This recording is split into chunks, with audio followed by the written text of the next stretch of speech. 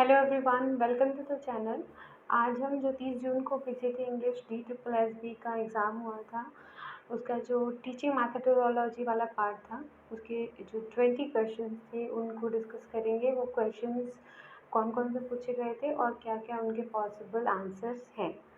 सो तो क्वेश्चन की जो लैंग्वेज है वो एग्जैक्टली सेम नहीं है।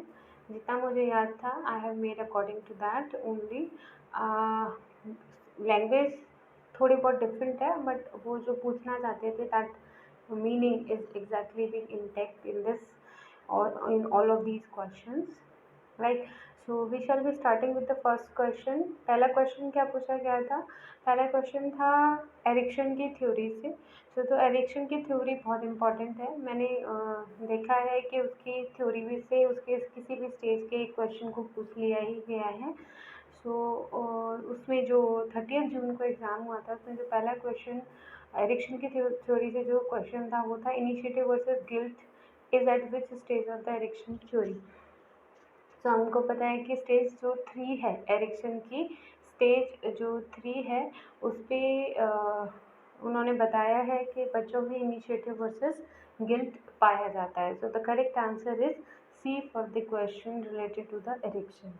Now we are moving forward. So the next question is related to, थोड़ा सा डिफरेंट सा ही क्वेश्चन था, थोड़ा कंफ्यूजिंग भी था। पूछा गया था कि which form of art will develop kinesthetic skills while experiencing life in a different form of for the students. मतलब आप वो जो स्किल है वो काइनेस्थेटिक होगी, साथ ही साथ में जब हम उस स्किल को डेवलप हो रही है तो हम कुछ ऐसा एक्सपीरियंस कर रहे हैं जो मतलब बियॉन्ड वर्ल्ड है ना, अपनी लाइफ का कुछ अलग सा ही हम कर रहे हैं। सो अगर हम देखें ऑप्शंस में तो जो काइनेस्थेटिक है वो रिलेटेड टू फर्स्ट, सेकेंड और थर्ड ऑप्शन तीनों के हैं। मीडिया उसमें नहीं आ सकता क्योंकि मीडिया तो मीन्स है। म्यूज़िक में भी अगर हम इंस्ट्रूमेंटल म्यूज़िक की बात करेंगे तो डेफिनेटली उसमें भी आपको अपनी फिंगर्स को मूव करना है तो वो भी काइनेस्थेटिक हो गया, डांस करना है वो भी काइनेस्थेटिक हो गया, और क्रिएटिव राइटिंग है वो भी काइनेस्थेटिक है। पर उसमें पूछा गया है कि ऐसी स्किल सेट जहाँ पे आप अपनी लाइफ के एक्सपीरियंस को डिफरेंट तरीके से देख रहे हैं जब आप ऐसा कोई काम कर रहे हैं। तो मुझे ऐसा लगता है कि इसका आंसर क्रिएटिव राइटिंग होगा, क्योंकि क्रिएटिव राइटिंग में भी generally go to the imagination of the world wherever we want to go with the help of writing the things in the form of the story, in the right form of the essays, anything, poetry, prose, whatsoever we are writing now. Well, it could be anything. So creative writing could be the answer for the question number second. Well, now we are moving forward for the next question. So जो next question था बहुत predictable सा question है, क्योंकि उसके जो answers दिए गए हैं वो आपस में बिल्कुल मैच नहीं करते, एकदम से डिफरेंट ही है। वो आपको देखते ही पता चल गया था कि इसमें आंसर ब्लूम्स टैक्सोनॉमी आएगा। सो ब्लूम्स टैक्सोनॉमी का अभी भी पिछले 2018 में जो पेपर हुआ था तभी भी उसका एक क्वेश्चन आया था। तो ब्लूम्स टैक्सोनॉमी इम्पॉर्टेंट है। उसकी जितनी भी एक्शन वर्ब्स हैं specially related to cognitive domain के सारे, be it knowledge, understanding, application, synthesis, analysis and then further evaluation, सारी चीज़ों की, सारे के सारे जो आस्पेक्ट्स हैं उन सब की जो एक्शन वर्ब्स हैं उनको आप याद कर लीजिए, वो इम्पॉर्टेंट रहेंगी। उससे क्वेश्चन आ सकता है। पर हालांकि यहाँ पे जो क्वेश्चन था वो बहुत ही ज़्यादा सिंपल था कि कॉग्निटिव, अफेक्टिव और साइकोमोटर डोमेन किसने बताए हैं, तो वो ब्लूम्स टैक्सोनॉमी है। So this is the answer. Now Now we are moving to the next question, which is fourth. So the fourth question में पूछा गया था कि जो असेसमेंट का टाइप है जिसमें हम स्टूडेंट्स को बहुत बार यानी कि multiple times through out the academic year जब हम उन्हें असेस करते हैं तो उसको क्या कहते हैं। मल्टीपल टाइम्स आ गया तो उसका मतलब वो फॉर्मेटिव है, क्योंकि समेटिव तो एक ही बार होता है। इसके ये दो ही ऑप्शंस मुझे याद है, क्योंकि बाकी जो दो ऑप्शंस थे वो बिल्कुल भी इनसे मैच नहीं करते थे, मतलब वो प्रोबेबल आंसर्स हो ही नहीं सकते थे।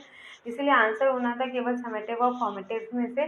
सो जो समेटिव है वो तो एक बार होता है at the end of the academic year, formative बार बार होता रहता है, इसीलिए आंसर इसका हो गया B. Now moving to the next question. Next question है anchor of the foreign theatre is called as. So foreign theatre was very new to me, मैंने कभी नहीं सुना था। बट मैंने अब इसके बारे में पढ़ा है और ये कुछ बड़ा डिफरेंट टाइप का एक थिएटर प्रोग्राम सॉर्ट ऑफ है, जिसमें ऑडियंस बीच में कभी भी उस ड्रामा को इंटरप्ट कर सकती है। सोशल चेंजेस के लिए इसमें ड्रामा किए जाते हैं। तो जो होस्ट है, बेसिकली जो एंकर है, एंकर क्या करता है इसमें, वो जो स्पेक्टेटर्स हैं, स्पेक्टेटर्स यानी कि जो को एक्टर्स हैं, उनको को एक्टर्स भी कहते हैं, जो देख रहे हैं, अगर उनको कोई इशू है, जो ड्रामा चल रहा है, तो वो उसके इशू को जो प्रोटोगोनिस्ट हैं, एंटागोनिस्ट हैं, जो ड्रामा कर रहे हैं, वहाँ तक लेकर आता है। बेसिकली वो उनको एंकरिंग उसका काम है। पर उसको इनमें से जो कहते हैं वो बहुत डिफरेंट है, आपने सोचा नहीं होगा, मैंने भी नहीं सोचा था। उसको कहते हैं जोकर। ठीक है, इसका नाम, उसको जो नाम दिया गया है एंकर को, जो उसकी ग्लॉसरी में है, उसको कहते हैं जोकर। ठीक है, चलिए नेक्स्ट क्वेश्चन पे चलते हैं। अब ये भी क्वेश्चन ऐसा है जो कि आप समझ लीजिए फिक्स्ड ही है, जीन पियाजे की थ्योरी से आएगा, किसी भी स्टेज से पूछा जा सकता है उसकी कोई एक कैरेक्टरिस्टिक्स बताकर। तो यहाँ पर जो कैरेक्टरिस्टिक्स बताई थी वो मैच करती थी कंक्रीट ऑपरेशनल से। तो दिस इज द आंसर। पूछा गया था कि किस स्टेज में जो बच्चे हैं वो कंक्रीट चीज़ों से सीखना शुरू करते हैं। तो this is the concrete operational stage. Now we are moving to the seventh question. और सेवेंथ क्वेश्चन में पूछा गया था, ये भी बड़ा सिंपल था क्वेश्चन था, बहुत प्रेडिक्टेबल भी है, आना ही है। इंक्लूसिवनेस से, इंक्लूसिव एजुकेशन से कोई भी क्वेश्चन आएगा। तो इसमें पूछा गया था कि ऐसी कौन सी लर्निंग मेथड है जहाँ पर हम सारे तरीके के बच्चों को, चाहे उनकी कोई डिसेबिलिटी है या वो किसी अदर बैकग्राउंड से आते हैं या कोई भी तरीके से वो डिफरेंट है नॉर्मल से, उनको अगर हम एक ही जगह पर पढ़ाते हैं तो उसको क्या कहते हैं। So we all know that what it is called as, it is called as inclusive education. So the A is the correct answer. Now we are moving forward to the next question. Next is about the it is related to the gender parity. Gender parity से related है, क्योंकि gender parity मतलब क्या था, जहाँ पे man और women को डिफरेंटली डील किया जाता है, उनके साथ में बायसनेस होती है, डिफरेंट तरीके का बिहेवियर होता है मैन एंड वुमेन के साथ में, या एक जेंडर और दूसरे जेंडर के बीच में। तो उसको पूछा था क्या कहते हैं, तो उसको हम जेंडर पैरिटी कहते हैं। ये भी क्वाइट सिंपल ही क्वेश्चन था। चलिए नेक्स्ट पढ़ते हैं।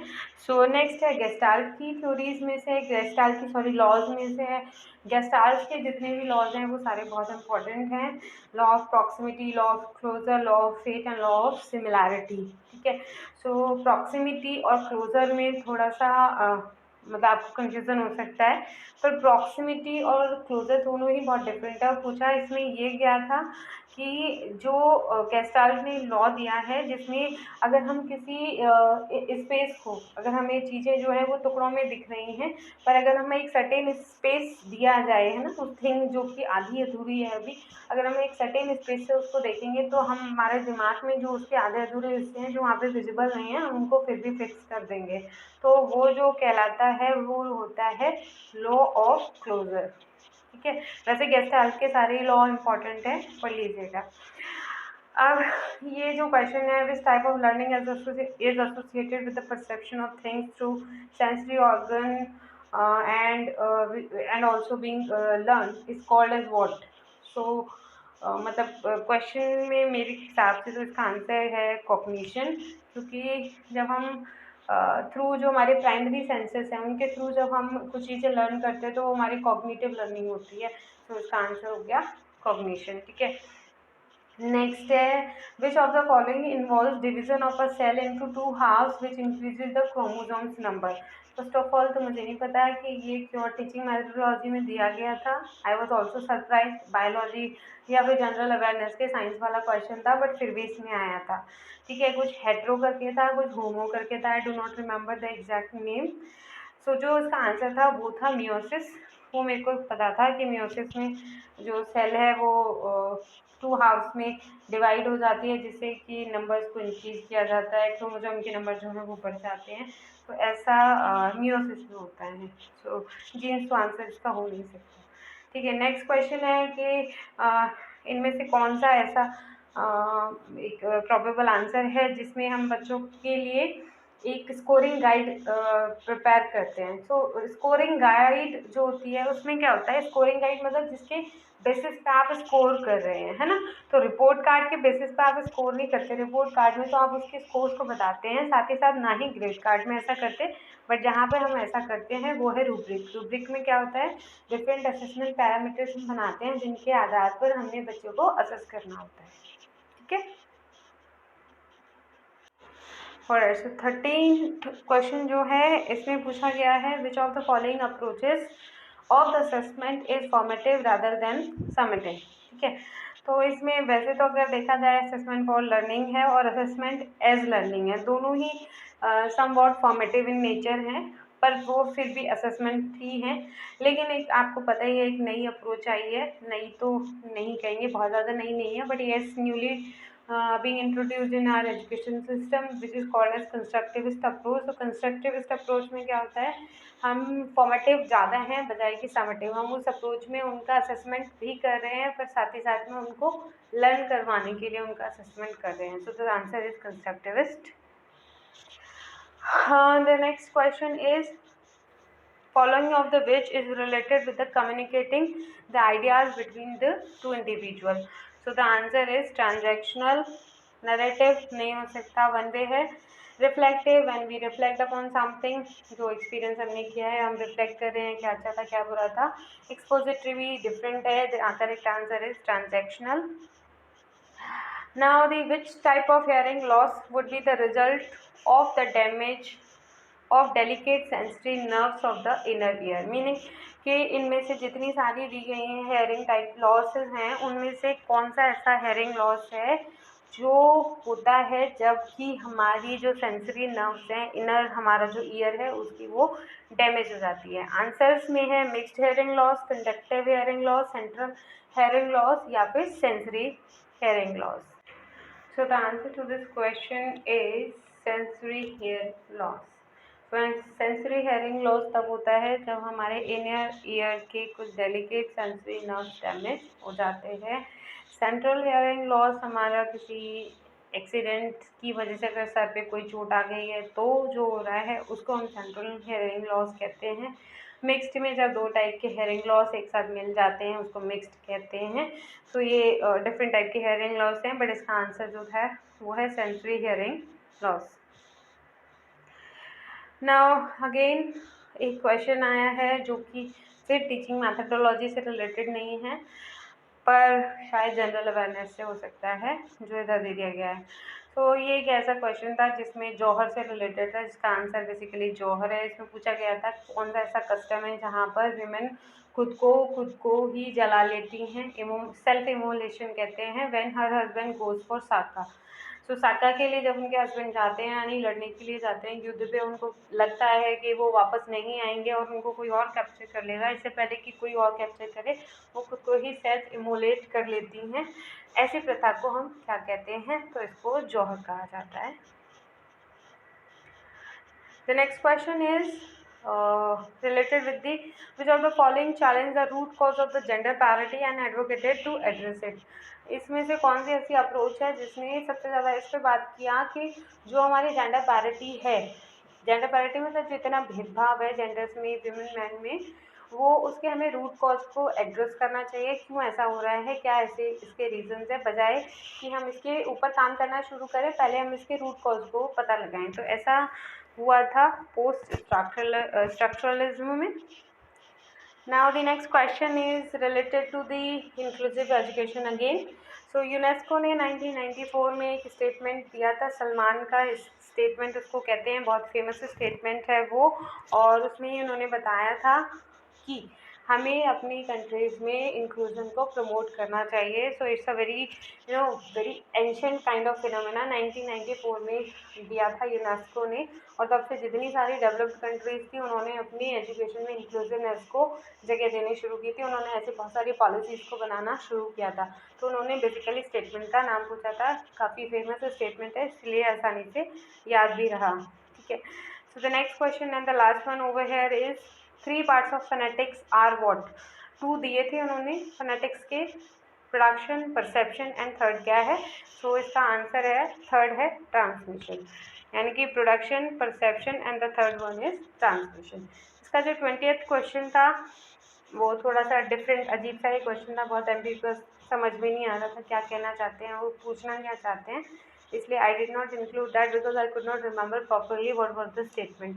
However, I do remember the options which were being given. The options were explicit, implicit, and two other options were there. And however, I marked explicit, but मुझे पता नहीं है whether the answer is correct or not because I could not remember it nicely. Okay, so this is it about the research, sorry, the teaching methodology part of the TGT English DSSS held on 30th June. Hope you liked it. If you, then please hit the like button and also please subscribe to the channel. Thank you.